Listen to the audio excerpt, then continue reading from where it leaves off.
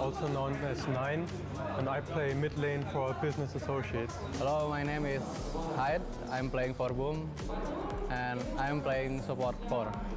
I think if it was Need for Speed and PlayStation 1, I'll Crash Bandicoot. I just play a lot of console games before switching to PC. I always watched my brothers play Super Mario, but the first game I played myself was probably, I think it was actually StarCraft. I think it's PlayStation. I mean, the game is combined. Sometimes when we win and I'm really happy, sometimes I can hear Led Zeppelin songs in my head. I guess most of the time it's September by Earth, Wind and Fire. Every time we're winning, it's just like, Badia. Gods Over Fear, from Eminem. I just pretend that I'm playing from home and be very chill. After the draft, first I look at my cosmetics. And then while it's loaded, you already you talk about the game, look at where our heroes are laning, prepare for like strategy-wise. I'm reading a comics mostly, and YouTube. I have to say Tillicor, because if we didn't eat Tillicor, he would eat me for sure. I guess we would eat our coach first, Jimmy, simply because he's always criticizing everyone, you know. I will eat Cute because he got a lot of meat. I would wish to win TI personally, have good health with my family and my girlfriend and everyone around me that I love. Everyone has a good health and just keep doing what I like, which is playing Dota and with no regret. I wouldn't wish for money or something because life would be too easy. So I would just wish for health, to all of my friends and family, and I don't know, maybe no ruiners in Dota. Winning TI, obviously. That's my goal for now. And I mean, it's a hard question. Maybe I want a successful life, something like that, and my people around me happy. I think we all want a successful life. I certainly do, and I'm sure that the two teams playing in the upper bracket finals do as well. You're still watching the StarLadder ImbaTV Minor, and it is upper bracket finals time. We have Gambit and Aster taking the stage. I'm here with Tsunami and Winter, and we're gonna talk about this match because these two teams, they are the best teams here. They have proven that already. For now. For now. One of them will continue being the best Yes. team here, and then we can start separating them. Going into it, I'm definitely leaning Aster. Aster, I had said it in the previous series when we shouldn't have been talking about Aster, but they're just so good, you just gotta keep bringing them up. They are looking like a major caliber team, and none of the other teams here are really proving that they deserve that slot quite yet. Not even Gambit, even though that they are at this stage in the tournament. Gambit has dropped a game against Boom, and even in the games that they have been winning, there have been moments where I'm like, this is looking like some classic CIS throwing happening, but Aster have looked like completely seamless. I believe in them. I think they have an advantage that Aster might not have, the flexibility.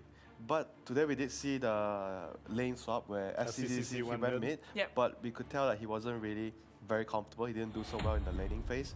But at least we could see that they are willing to move out of their comfort zone in order to get better matchups. Willing to adapt. Yeah. Of course, that was also a specific case where they were up against a Medusa, for which they needed an Arc Warden, and then it's SCCC that is playing the Arc Warden, so then they find a lane. But the win condition always stays on the player. The flexibility comes from willingness of swapping lanes, but for Gambit, their flexibility comes from swapping the win condition between GBK and Dream, depending on the heroes and pick order. So which team do we want to start with? I think we're going to start with Gambit. They are the home favorites. They are a team that this season, they started out really well. They were like, all right, CIS was in shambles after Virtus Pro reshuffled a lot of their players, and Gambit came out as a little bit of the winner. They qualified for the major. Everybody on the grapevine was like, oh, Gambit's been winning all the scrims. They're the team that you got to look out for. They're the team that is probably going to do very well. And they didn't. They actually did really bad. They got eliminated first or something like that, and they just fell flat.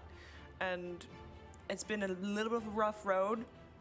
but they're back on the up and up after some drama in CIS as well. I rarely trust the grapevine. I remember there were many times, many tournaments where it's like, dude, Navi's destroying everyone in these scrims. They're forced to be reckoned with. Their drafts are insane. And then anytime these CIS teams show up on international lands, it seems like intra-regionally they're incredibly strong. Yeah. And then you start putting them against opponents from other regions and they're like clueless. So I'm glad that Gambit are making a good showing. I'm glad that GPK is gelling with his team, the team that he is contracted to, very well. So, I'm inspired. Yes. I think you they will have give to Aster a do good that, fight. Neil. You have to. I gotta give context to everything, because people who Yes. are tuning in right now are just like, Well, whoa, this guy's amazing. Where's he been this whole time? Let's give a quick rundown for people that have missed it, because the drama was GPK, hot commodity, big star in Gambit, and Virtus.pro is like, ooh, we want some of that. We want a replacement. They wanted a replacement for two of their players. They got one and they got GPK, or at least they thought they got GPK. GPK is like, yes, I accept your offer, and then went to Gambit. It's like, hey, I'm gonna go to Virtus.pro, and Gambit's like, wait, what's this paper? This is your contract. You can't go. And they basically, either the price was too high or Virtus.pro was not willing to pay it. We don't know all the details, but the bottom line is he's staying with Gambit, and obviously GPK is like, well, I want to play with Virtus.pro, so I'm not going to play. So Gambit's like, okay, we'll get a replacement for you, no problem. They got FN. They did quite well at Mad Moon, actually. Yeah. He made a good showing for himself as well. But being on the sideline for GPK also wasn't it. And he decided, okay, you know what? I'll come back. I'll play with you guys. And here he is. And apparently, though, this has been an eye-opener for him. And he is fitting in the team better than before in terms of mindset. That's a really important thing. Excellent summary. Yeah, we had mentioned it on earlier panels that we think absence may make the heart grow a little bit fonder, and GPK being benched for a little bit may have provided a little bit of time for him to mature and realize that he should be thankful for what he has right now. And he's gelling very well with his team. He is. And FNG also said like they've been in a little bit of, after getting eliminated from the Boekeveld minor, they were at a little bit of a slump. But they said that also, just in terms of team bonding, was actually a good thing. That's important, right, Winter? I mean, going into having a good mindset, we talk about that a lot. I'm sure you can appreciate the difference that it has made for Gambit as well. Yeah, half of the battle is the battle outside of the game. It's not just the game. The mental battle. The mental battle.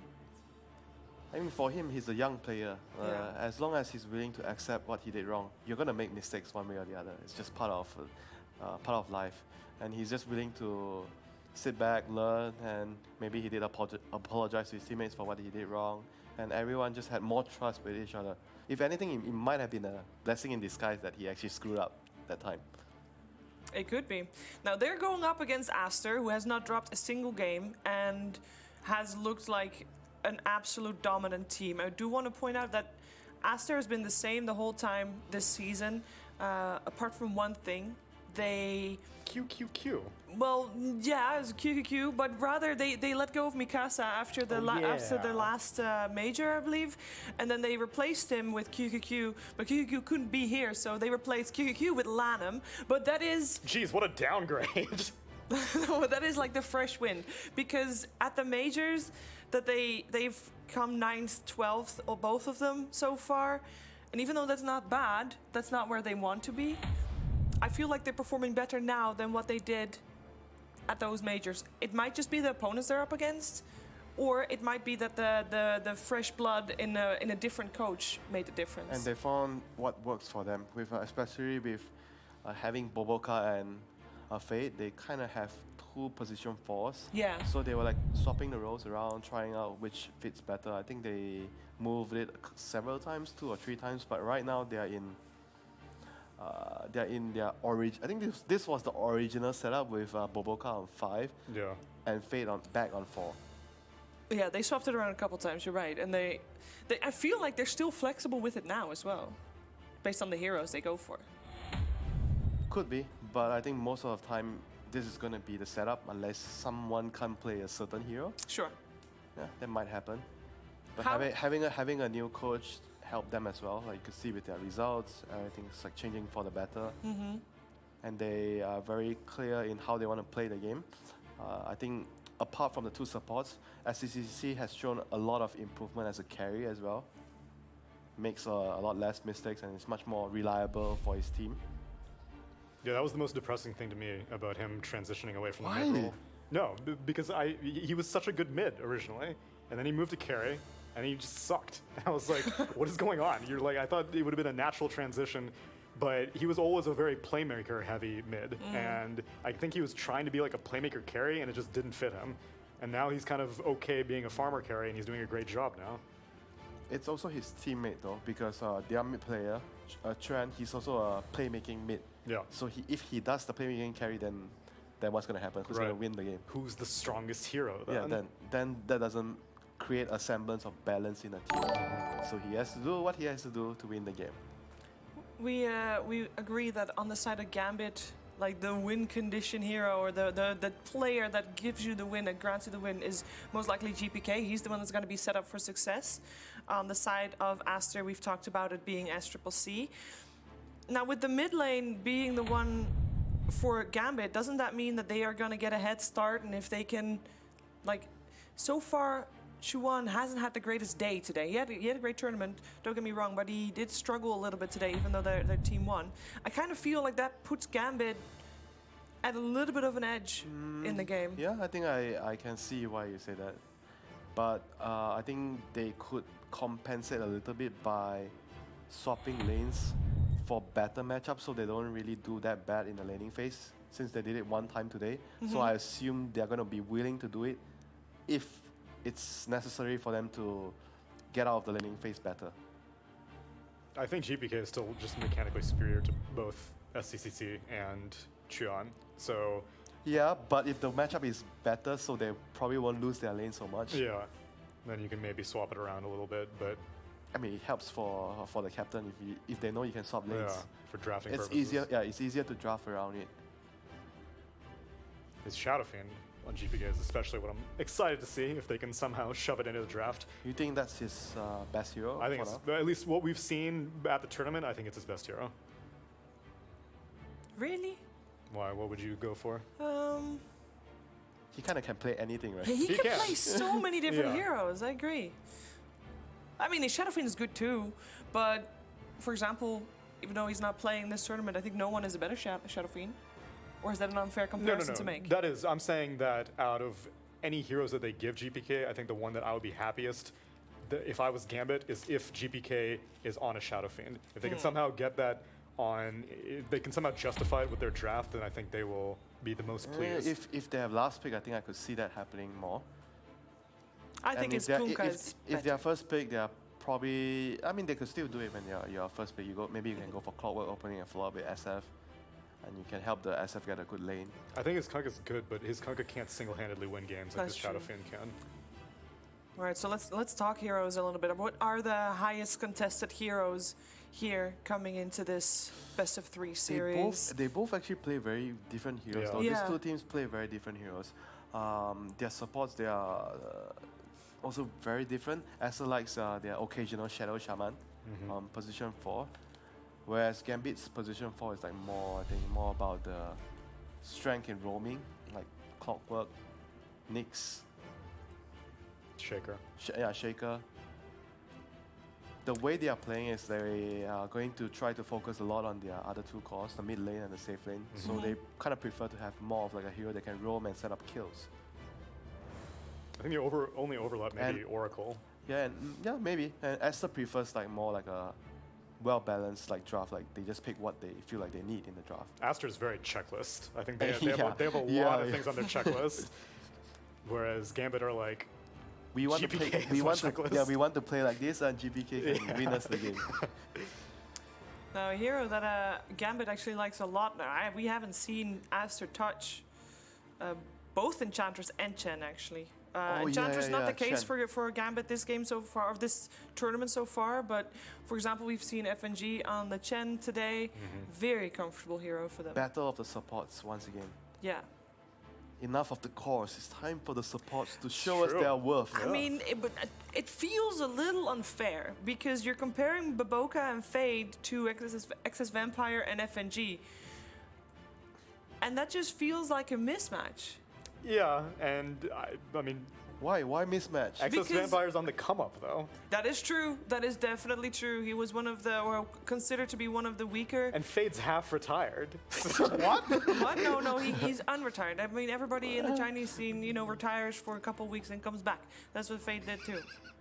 But mentally, Mentally, I think he seems still hungry. he does still seem hungry. That he did the interview for their victory Yes. last series. His English really good. Yeah. I think he just wanted out of Vici. Well, Oh, success I achieved, can see the but draft started. yeah, they're thinking. Wait, how can you see that? Just because they're talking? They're not No. wearing headphones. The camera was on the screen. Oh. Spoilers. Spoilers, there we go. Snapfire first. Hook on the side of Aster. We do have the Chen banned by Aster. They don't want to face that. Big difference from previous series that we've seen. Timbersaw is still in the pool. And we also still have the Void Spirit, although that might have just been banned because of Mikoto. 5 seconds remaining. So they banned the Rubik is banned in first phase. Wow. Yeah. Okay, they won the Clockwork. Okay. Rubik is really annoying for Clockwork to deal with. So the double support opening, Nahas will not be pleased. Was he They could- complaining about that? Yeah, he was. Really? He didn't really like it. What was his explanation? He just prefers to Get a have core? like a core or flexible pick, so you don't reveal too much of your draft. But isn't Clock a little bit of a flex pick? yeah, it does like a semi flex pick. Even though And Gambit has played it on Shacklaw mostly. Yeah, but most of the time it's going to be a support. Higher chance. Oh yeah, it's 2-1. But they won all games with Clockwork. Well 2 done. for Excess Vampire, 1 for Shacklaw. So yes, and so they have the overall last pick. We might see like a game winning hero on mid, and because they have Clockwork, so Shadow Fiend is going to be something that Team Aster is going to be looking out for. They follow up their draft with the Omni Knight. Omni Knight is like a hero that's really good with how they play because they focus a lot on the carry, and Omni allows the carry to shine. It's very easy to play when you have Guardian Angel, you have Heavenly Grace. That's like a perfect scenario for you to carry the 5 seconds. They are already creating the environment for him to win the game for the team. Yeah, and this is how Lana has consistently been drafting. You got your 2 checkboxes already filled out. You got Oh, we have buff. Oh, we have stuns. Oh, we Yeah, have catch. We are very exactly. clear. Okay, you carry us. Thank you very much. yeah. The most important thing is: do I have a save support? Do I have a stun support? Mission accomplished. Now we can just pick whatever feels comfortable for our course. Do you like the bench pick for them? Like they've been like one of the few teams that really like the hero. 10 Not seconds yet. remaining. I don't think there's enough. For me, the bench pick is most justified when you have just tons of physical 5 damage, seconds remaining. and I don't think she warrants it just by herself. Or if you desperately need a save, which they already have Omni Knight for. Dire team battle. Is there anything in particular that from the series today these teams could have taken away from? Like the Be lessons afraid learned? Of, be afraid of Arc Warden would be my biggest thing. What? Okay. Arc Warden. But Arkwarden was only picked for the Medusa, right? Yeah. Usually either Medusa, Drow, all these kinds of hero. The ranged heroes. Yeah, the range hero, so that you can abuse the bubble on them. Okay. 5 So the next pick we're probably gonna see Gambit decide. Offlane Clockwork / support Clockwork. Which one will be better? Well, either way, he's not going to be laying against Omni Knight. Probably. Yeah, but you kind of want to set up the draft behind, so you probably gonna have to pick like a general hero, like something that does well regardless, like LC, maybe Brew, because you have Brew would be- you want to deal with the Omni Knight. Yeah, I'd be a GA. big fan of Brew. Have Gambit played Brewmaster, Shiver? This not, tournament? Not No. very sure. I don't think so. Yeah. But I will check just to be sure. team pick. No. Bowed, Faceless Void. Radiant team pick. Razor. So yeah, they're setting up for the mid hero most likely. They want the Razor to lane against the Omni. That's a favorable lane for you. So you're gonna have to pull creeps and do whatever you can to survive. Yeah.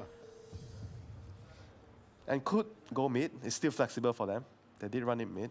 If Aster go for a melee mid, then Yeah, definitely. it depending on just the lanes, So they are just like keeping everything really open. Just a very good sequence of heroes being picked here by Gambit. 5 seconds remaining. Active see- discussions on the he's side getting of. into it. It's like, Of us. guys, I can carry with this hero. What's the hero though? What is the hero? Not his turn yet. Don't worry. Oh, okay. It's Well, not his. We did say it was a first pick for Aster, so last pick for Gambit, so they could, or they will probably pick SSCC's hero in the next two picks. Yeah, the next one, If not they're this thinking one. it's gonna get banned One. anyway. No, the next one. Yeah, the next one. This one is gonna be a support because Snapfire probably gonna be their position 5. Oh wait, no, this is the mid hero. They play I it as think- support I sometimes. think mid. Oh, position 4, 5. They have Fade not. or They Badoka? haven't done it this tournament, but I know they've done it in the past. It is a sick combo. Coil into rain fire. Yeah, more Mm-hmm. kisses. So for this tournament, they've played puck once on mid. Previous game that we saw actually from them against Alliance. That was up against an SF. That he did not win his lane against. This game we might see a SF if Esther doesn't ban it. I mean, I guess they'll probably ban it if it's not being picked here, and the last ban will be on the SF. I think this puck is just an answer to wherever Razor goes. They're just gonna put puck either mid. So you if think the it's- Omni could be a support, or what? Because Oh, you're saying yeah, the puck that's would. true. you- Yeah. You're saying the puck would just like be a core in the Razor's lane, right? Yeah, but that makes things very awkward for Omni Knight. That's true. It feels more like they're just picking him the space maker because they just want to keep the carry last. Then why puck? Puck doesn't do anything that good. There's no like melee cores. It's the just drink a well general explodes. hero. It's a general hero. You're gonna get what you wanna get from Puck, and Puck doesn't really lose most of the lanes. You know, he's gonna be okay in the lane. Baden picked up. Looks like support clock with that. And then a Shacklow a Baden. Yeah. Well, I mean, support Abaddon could be pretty irritating for an Omni Knight to go up against also. Yeah, but if you ever support a Baden, you kind of want it to be a 5. And I think you kind of want Lich to the Yeah. 5 Yep. instead. Yep. Everything's more or less set in stone right now for Gambit. They're setting up for the last superhero. Whoever it is. Superhero. So do you think that for Gambit is gonna... Because earlier we saw GPK on the Razor and he crushed it, sure. But Yeah. it's not like the typical hero that you see GPK be flashy on and I win the think game it's with. going back to what Neil mentioned. It just depends on the matchup. If they think the matchup is good, they have a melee hero mid. Yeah. You have Razor. Why not? Alright. Slark coming out for SCCC. Just missing the... well, depends on what that puck is gonna do, I guess. So either the Fade hero or the Chiwan hero. I'm guessing a Truon hero is the last pick for Aster. I mean, what do they want on the support? remaining. If that's a Tran, if the Puck is a Tran hero. No, I'm saying. Oh, you're saying the Puck is gonna be a 4, support, right? Yeah. A 4 with the Omni Knight. If that's the case, General Hero. Which boxes haven't they ticked yet? I need some Some push? more initiation. I think they already have tower damage with this. I mean, Stark can be sort of tower damage. But everybody that hits tower, like every hero is Yes, somewhat tower Slug is not the damage. best tower damage. I mean, they do lack some form of that. You can maybe look into picking some hero that can kill buildings here. Dragon Knight. Dragon Knight, Lash It's always Lash, the one that comes up. Lash Rack, DP. I was thinking Dragon Knight, but Razor would eat a Dragon Knight alive in lane. They are removing the Shadow Shaman. That Yeah. would have been tower push. Yeah, we have that seen, would be Fate the on that. Puck mid, and yeah, Shaman on position 4 would provide the tower push. 10 seconds remaining. 5 seconds I remaining. mean, there's no other supports that can give you tower push, I think. Jakiro. Yeah, it must be some weird hero like that. Venomat. No. I don't know. Anything that brings in the creepos. Enchantress still in the pool. I don't think Fade's really an Enchantress player though. And I think you want Enchantress also if you have it as the 5.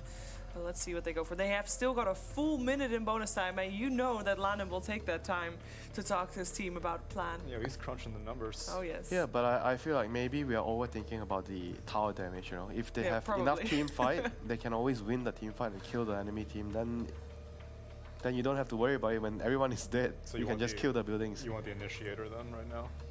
Yeah, having another initiator because Snapfire and Omni doesn't do anything to stun and kill people. It's not very reliable. Snapfire, you kind of want someone to start the fight, then you follow up. And right now they have only Puck, so they don't have a lot of options. What are they thinking about banning out? Which hero would they still Shadow be worried Fiend about? seems like the very dangerous hero here, but they might be thinking about something else since they're using so much time to figure out the last ban, you know. Like, could it be a carry, like a anti-mage? Because anti-mage beats Omni and Slug. Both of these heroes. What did they ban? Oh, They banned out Pain. Queen of Pain and they pick up the OD. So that means it is a puck support. A little bit of a save coming out, so they've got double saves in Omni and, OD. And the OD is going to more or less going to be like sharing the win condition factor with the Slug. Both of them can win the games, but Yeah. I think OD is going to be the bigger boss here. 10 seconds. And a great hero to pair up with the Dream Coil as well. If everybody is stuck in there, it's field day for Outworld Devourer. All right, let's see So what Gambit do they picks. still Shadow Fiend? Does Shadow Fiend beat OD in the lane? That I'm A not sure. GBK Shadow Fiend can. I think. Or do they want to put the Razor mid against OD and pick something else against us? They do have a clock. They can go for. I know.